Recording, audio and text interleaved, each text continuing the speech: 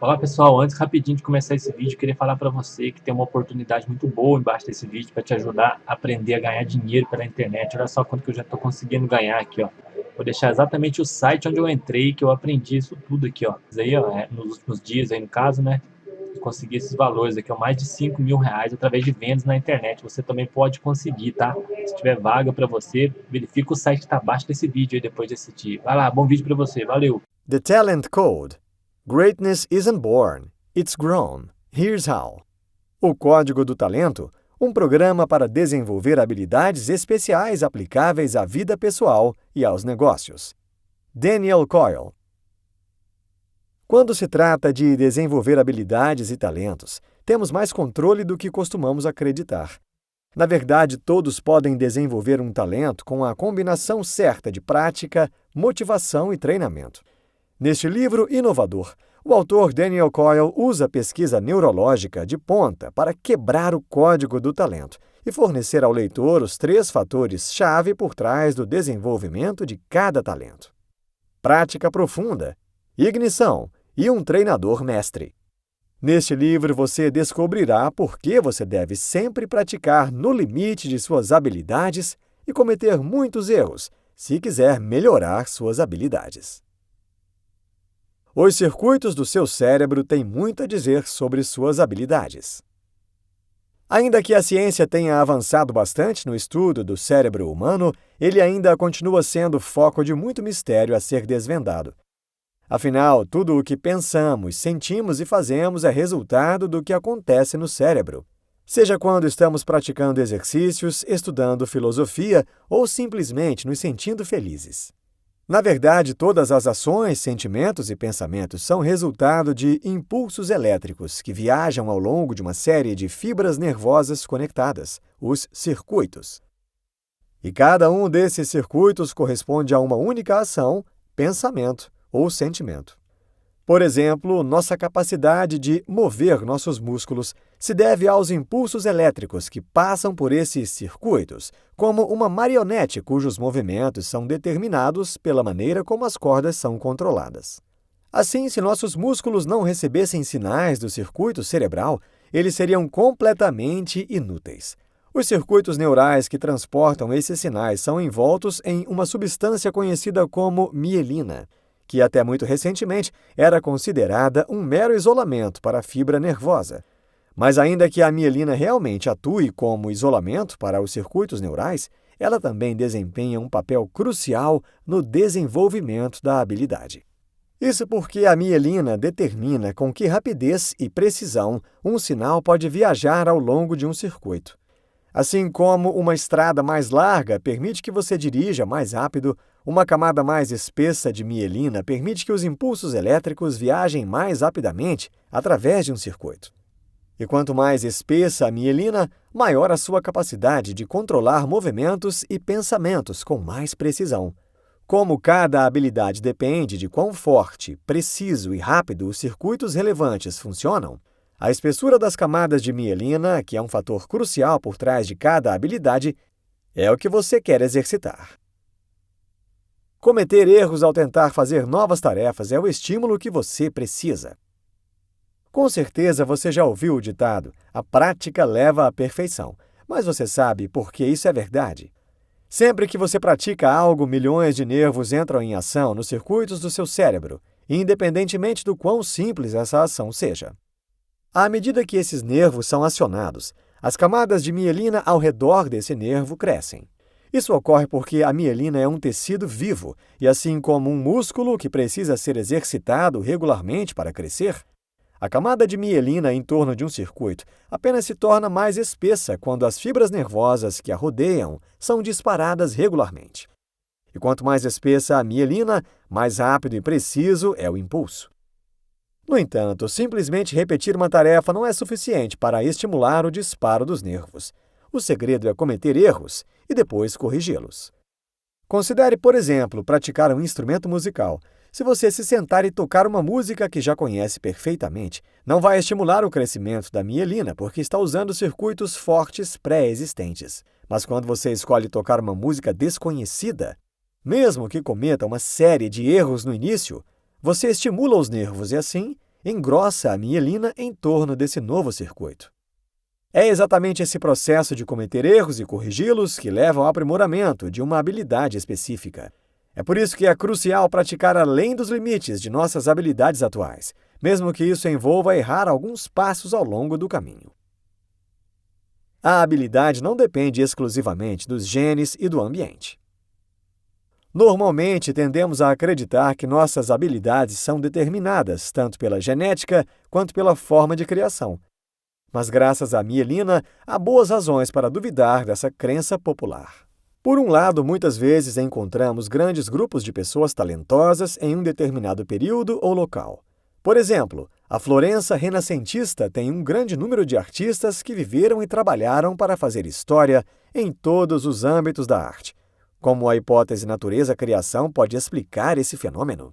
Se acreditamos que os genes determinam o talento, então parece muito improvável que tantas pessoas extremamente talentosas se acumulem naquele local durante um período de apenas 2 gerações. E se acreditarmos que os fatores ambientais desempenham um papel determinante no talento, então parece que os fatores comumente encontrados para apoiar a criação de grandes artes, como longos períodos de paz, liberdade e prosperidade, não estavam presentes na Florença do século XV. Portanto, se essa concentração de talento não pode ser explicada pelo argumento da natureza e da criação, o que está por trás disso? A resposta está na prática profunda. Na Florença renascentista, havia o hábito de educar as crianças nas práticas artesanais, sob a supervisão de um mestre. Levando em consideração que Michelangelo começou seu aprendizado aos 6 anos, cortando pedras, depois desenhando e depois preparando afrescos, torna-se claro que suas obras-primas posteriores não foram resultado de um gênio inato, mas sim de uma prática profunda que havia engrossado as camadas de mielina ao longo de décadas, tornando-o um primoroso artista. Isso apenas mostra que todos nós temos uma grande influência sobre as habilidades nas quais nos tornamos adeptos, uma vez que podemos controlar e fortalecer as nossas habilidades por meio de prática profunda. O talento é uma mistura de prática profunda, ignição e um treinador mestre. Existem 3 aspectos precisos para o desenvolvimento de talentos: prática profunda, ignição e um treinador mestre.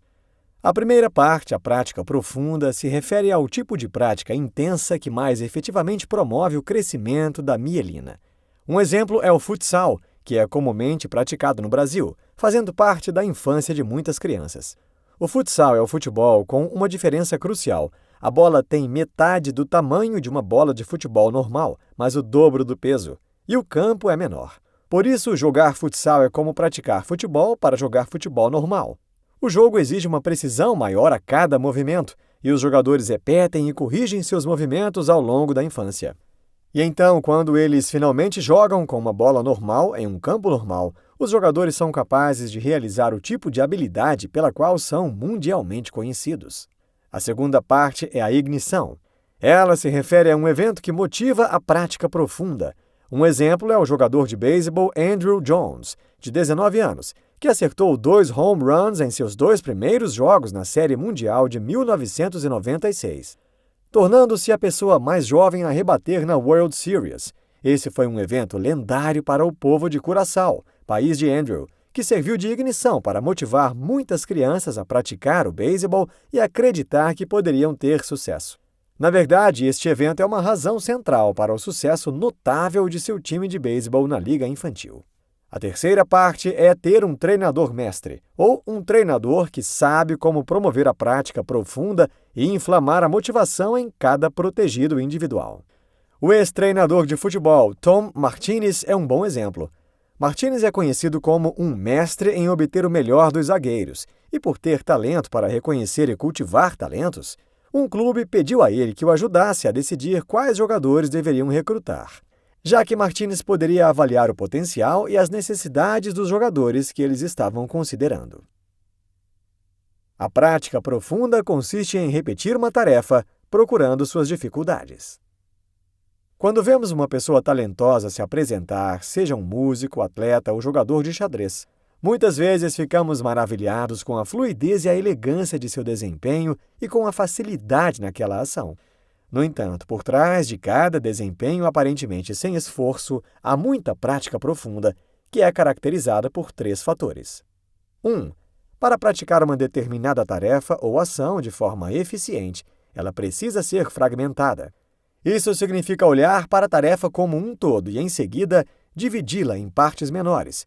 Examinando e aprendendo intensamente essas unidades minúsculas, você obtém uma compreensão mais profunda de cada componente crucial de sua habilidade. Fazer isso geralmente envolve diminuir o ritmo da ação.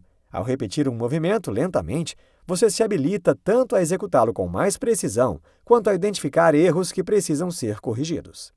2. A prática profunda requer tempo, visto que aumentar uma habilidade particular exige muita repetição. Quanto mais repetimos uma tarefa, mais precisa e rápida a ação se tornará, porque a camada de mielina ao redor do circuito relevante se torna mais espessa. 3. Engajar-se na prática profunda significa tornar as coisas um pouco difíceis para você enquanto pratica. Repetir algo que você já sabe não melhora sua habilidade. Em vez disso, você deve sempre praticar um pouco além dos limites da sua capacidade. Um estudo mostrou que a velocidade com que os bebês melhoram sua capacidade de andar depende da frequência com que falham e tentam novamente. Quanto mais frequentemente eles fazem isso, mais cedo eles começam a andar corretamente. Mesmo que falhar em algo difícil possa ser desconfortável para nós, na verdade é a única maneira de melhorarmos. Precisamos de ignição para nos motivar a desenvolver uma habilidade a longo prazo. Para nos tornarmos hábeis em alguma coisa, precisamos nos engajar em uma prática profunda. Como essa prática é muito difícil, ela exige que estejamos extremamente motivados para melhorar. Um desses motivadores é a ignição, um motivador externo que desencadeia nosso desejo de nos tornarmos hábeis em algo e nos convence de que é possível alcançar se trabalharmos duro para isso. O jogador de golfe sul-coreano Se-Hee Pak, que venceu um grande torneio em 1998, é um exemplo de como a ignição faz a diferença. Até ele ganhar esse torneio, nunca houve nenhum jogador de golfe bem-sucedido da Coreia do Sul. Mas desde então, o número de jogadores de golfe sul-coreanos bem-sucedidos aumentou rapidamente. O sucesso do jogador de golfe foi uma ignição para muitos outros jogadores da Coreia do Sul, porque demonstrou que era possível obter um sucesso semelhante.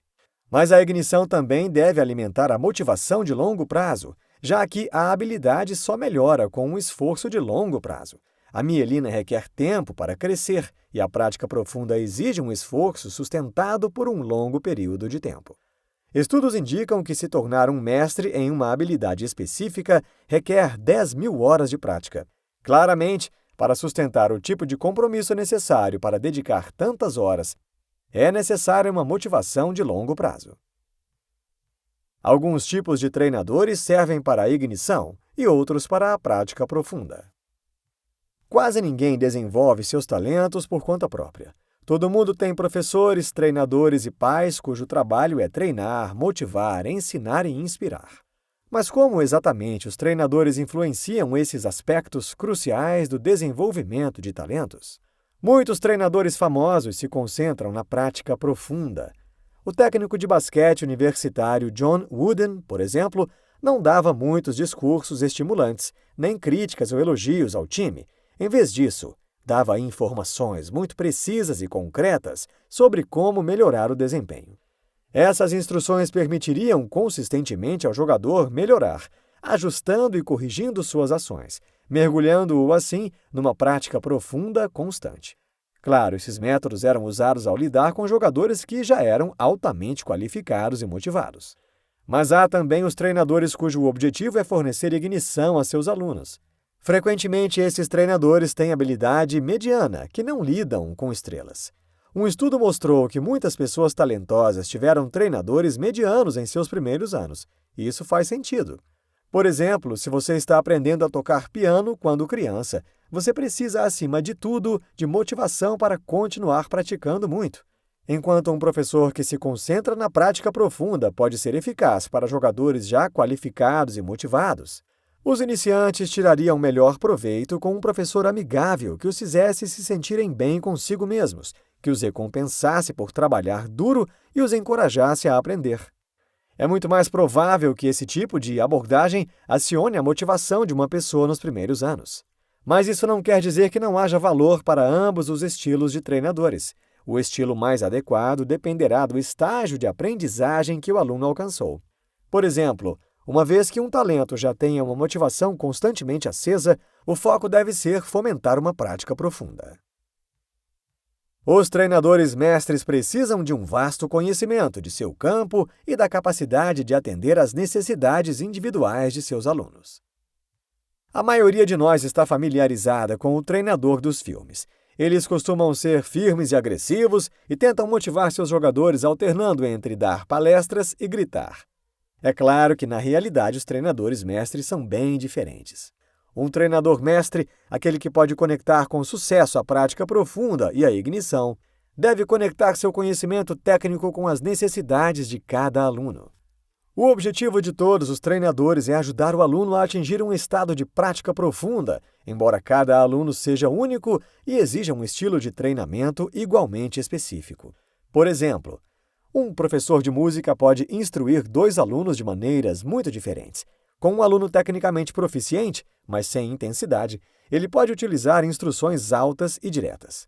Em contraste, com um aluno mais tímido e inseguro, ele pode usar de um estilo de treinamento mais calmo, fornecendo uma orientação gentil. Além disso, como o objetivo é ajudar os alunos a atingir um estado de prática profunda, os treinadores não apenas devem adaptar o seu estilo a cada aluno, mas também dar instruções muito claras e precisas. A maioria dos bons treinadores não grita ou fala muito, mas fornece instruções simples e precisas, como: ajuste esse movimento, tente fazer isso. Clareza de informações é crucial para a prática profunda porque, ao seguir tais instruções, os nervos dos alunos são disparados, engrossando a camada de mielina e assim fortalecendo os circuitos envolvidos na execução da habilidade. Sem essas instruções claras e precisas, qualquer conhecimento técnico que um treinador tenha não pode ser traduzido em resultados concretos. Assim como as instruções de um preparador físico devem ser claras para que seu conhecimento o leve a construir músculos mais fortes, os treinadores em qualquer área devem ser claros e precisos em suas instruções, para que seu conhecimento técnico resulte no crescimento de sua mielina. Concentre-se em corrigir seus erros. Se você quiser praticar qualquer coisa de forma eficiente, não se intimide com seus erros, mas concentre-se em ajustá-los até melhorar. Se você tocar uma música nova, pare sempre que cometer um erro e repita essa parte. Pode não parecer muito bom durante a prática, mas o resultado será ótimo. Neste livro, você aprendeu que o talento depende do crescimento da mielina, o isolamento que envolve nossos circuitos neurais. Para estimular esse crescimento, você deve praticar no limite de suas capacidades atuais, para cometer erros e corrigi-los. O talento é formado quando a prática profunda é incentivada por meio de motivação de longo prazo e reforçada por meio de um treinador mestre.